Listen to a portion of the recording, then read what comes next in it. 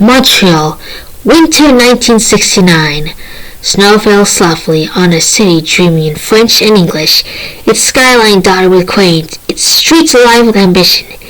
Canada was changing, young, proud, and confident, and Montreal wanted to show the world that was more than make-believes and politeness. It wanted to prove that it could host the greatest spectacle on earth, the Olympics. For the people of Quebec, it was more than sport. It was declaration. A declaration that French-speaking Canada could stand tall besides Paris, London, and Tokyo. That it could rise from the centuries of being the other and claim the world's attention with brilliance and grace. In that spirit of pride, the mayor of Montreal, Jean Jabot, announced his vision. The Olympics will cost no more than $310 million, and not a single taxpayer will pay a cent. The crowd applauded. The press wrote in gold letters. No one could see the storm behind the smile. Drapeau was a dreamer, a man of vision, and vanity in equal measure. He had already transformed Montreal with Expo 67, a futuristic world fair that dazzled millions. Now he wanted something even greater, something eternal. He wanted to build a stadium that could make the Roman Coliseum look modest, a tower with leaning like a sculpture, a monument to Canada's future. And so in 1970, Montreal was officially awarded the Games of the 21st Olympiad. Fireworks rubbered with the St. Lawrence River, otherwise known as the Pajanal Sand. Bands played, people cheered, and the newspapers called it the dawn of a new era. But dawn is deceptive. It hides the darkness waiting underneath. At first, the city moved with energy. Architects debated bold designs. Engineers drew impossible curves. The chosen visionary was Roger Taylor, a French architect known for sculptural organic forms. His concept, a retractable roof supported by a 175-meter reclined tower, something no one had ever built. To the politicians, it was genius. To the builders, it was madness. Construction began in 1973 on frozen ground. Workers battled the elements, machine froze, steel wrought, costs crept higher. But Drapeau dismissed the warnings. He spoke of destiny, of progress, and of beauty. When journalists questioned the budget, he smiled and said, "The Olympics can no more have a deficit man than they can have a baby." The quote would become infamous. Behind the rhetoric, cracks appeared, non-concrete, but in trust. Suppliers demanded more money. Unions struck for better pay. Every month deadlines slipped, and with them millions of dollars vanished into bureaucracy and blame. Still the mayor pressed on. He wanted the games to be perfect, the stadium gleaming, the city reward. To him, perfection was worth any price. By 1975, the price had already tripled, and the stadium, that magnificent tower of dreams, was still unfinished. Winter turned cruel and heavy. Snow fell, the half-built structure, and workers huddled in cold silence, wondering if the roof would ever rise. The International Olympic Committee grew nervous. The world was watching. Montreal had promised a show. Instead, it had delivered a construction site. Then, with barely a year to go, Drapeau dribbled down his summer cruise day and night. He bought more equipment, more workers, more promises. The city became a factory of panic. Local newspapers began to turn. Headlines read, "Dream turning to debt." Cartoonists drew Drapeau juggling gold coins, while the stadium collapsed behind him. But pride is louder than reason. Drapeau insisted the Olympics will open on time. He was right, they would. But the cost of that triumph would haunt Montreal for decades. By the spring of 1976, the streets buzzed with contradiction, excitement, and exhaustion, with hope and anger. Trucks roared through the city carrying steel beams and banners. Workers painted walls as cameras tested their lenses. The smell of French asphalt mixed with the echo of protest chants. Ordinary Montreals began to ask questions they hadn't before. Why were taxes rising? Why were schools showing funds? Why didn't no one know how much this dream actually cost? In cafes and living rooms, whispers turned into laughter, laughter into resentment. They called the stadium the Big O for its shape for Olympics. Soon they began calling it the Big O, As July 17, 1976 approached, the city held its breath, and the stadium still lacked its roof. Equipment failed, payments stalled, and deadlines vanished. Then somehow, miraculously, it happened. On Saturday afternoon, July 17, 1976, the Olympic flame was lit in Montreal. Drums rolled, fireworks burst, and for a moment, the world forgot chaos behind its curtain. Athletes marched in perfect formation. Flags waved under a bright summer sky. The tower loomed half-finished, its cables dangling like blades. But no one wanted to see perfection. They wanted to believe in glory, and in 16 days they did.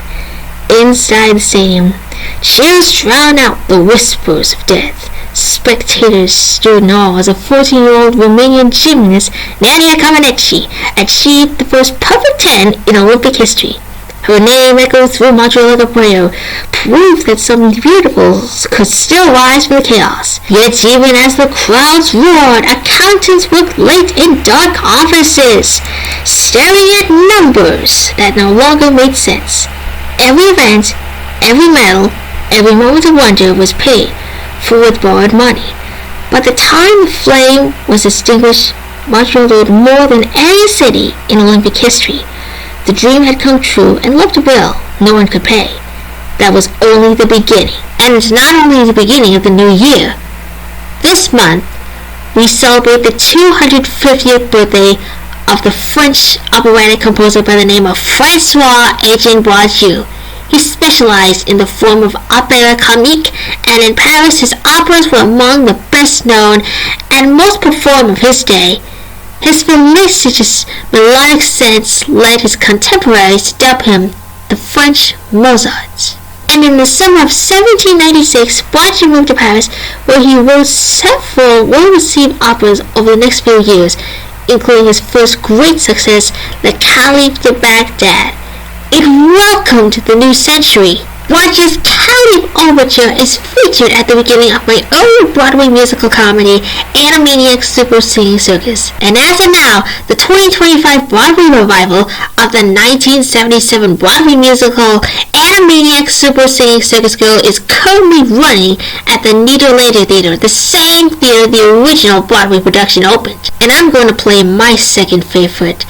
This is from another Broadway comic opera called La Dame Blanche, as featured at the beginning of Act 2 of Animaniacs Super Singing Circus Girl. And featuring these photos, I'm going to play this overture for the very first time.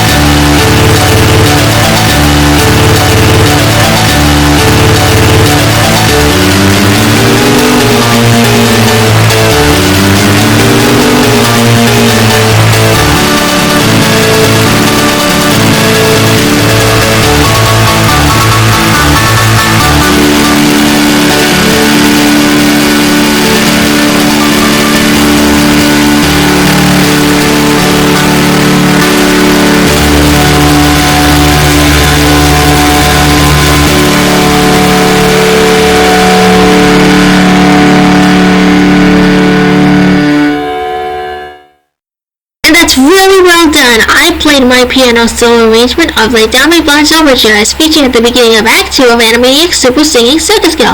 Don't forget the Animaniacs Super Singing Circus Girl movie comes out in March and the Super Mario Galaxy movie comes out in April. So keep looking forward and I'll see you in the next video.